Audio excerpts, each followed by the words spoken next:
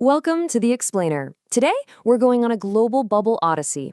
We are going to completely demystify the history, the exact science, and the incredibly distinct regional methods behind one of the world's absolute favorite celebratory beverages, sparkling wine.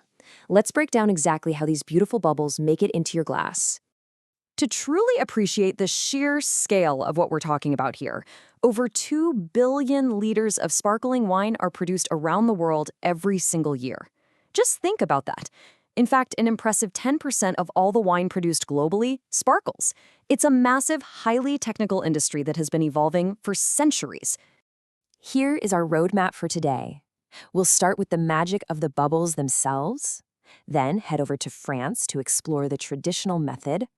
After that, we'll check out Italy's autoclave masters, swing by Spain for some Mediterranean cava, and finally, look at sparkling wines all around the world. Let's get right into it. The magic of bubbles.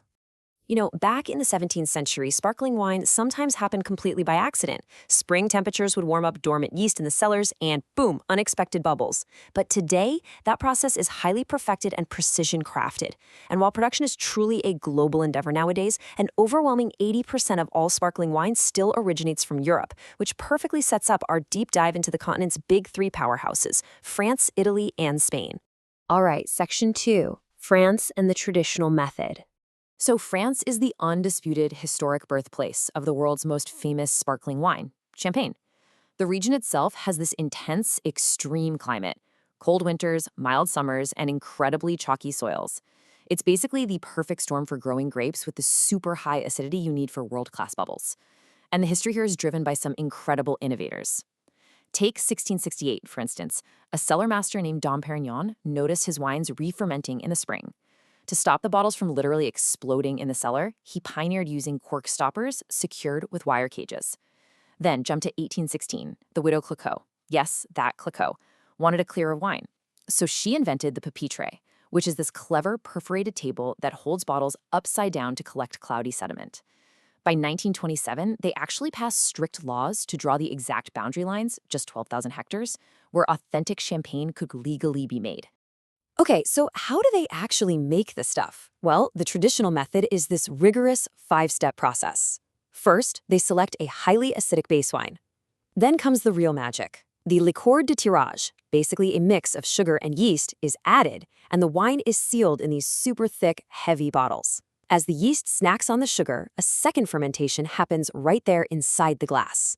It traps the CO2 and creates up to 6 atmospheres of pressure. Over time, those dead yeast cells break down in a process called yeast autolysis. That right there is what gives champagne its signature complex, baked, biscuity flavors. Next, the bottles are slowly rotated and tilted upside down, a step called riddling. This freezes the sediment right in the neck so it can be forcefully popped out during disgorging. Finally, they add a little touch of aged wine and sugar, called the liqueur d'expedition, to perfectly balance the flavor. Now, if you've ever stared at a champagne label trying to figure out exactly how sweet it's going to be, it all comes down to that final step we just talked about, the expedition liqueur. If you want a bone-dry wine with basically zero added sugar, you're looking for brut nature. But the classic, absolute most popular style, that's brut, sitting safely under 12 grams of sugar per liter. And if you're looking for something to pair with dessert, you'd scale all the way down to a semi-dry or sweet classification. But hey, France isn't just champagne. They also produce Cremant, which is a much more affordable traditional method wine from other regions. And recently, Pet Nat, short for Pétillant Naturel, has totally exploded in popularity. Unlike the super rigid rules and double fermentation of champagne, Pet Nat is all about minimal intervention. It uses a single fermentation that starts in a tank and just naturally finishes right inside the bottle. The result? This awesome, cloudy, fruity, unfiltered wine with lower gas pressure and lower alcohol. It's incredibly fresh. Moving on to Section 3, Italy, the autoclave method masters. Fun fact, Italy is actually the world's largest producer of sparkling wine. Across their 20 distinct wine-producing regions, they are famous for crafting highly aromatic, incredibly fresh bubbles. But there is a massive shift in winemaking philosophy here compared to their French neighbors. While the French are patiently waiting years for those complex, baked, toasty flavors to develop inside individual bottles, the Italians perfected the autoclave, or Charmat method. Instead of the bottle, that second fermentation happens in giant pressurized, temperature-controlled tanks.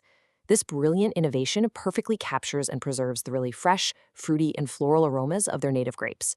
It's a faster extraction, totally designed for a completely different flavor profile. When we talk about Italy, there are 3 absolute heavyweights you need to know. First up is Prosecco.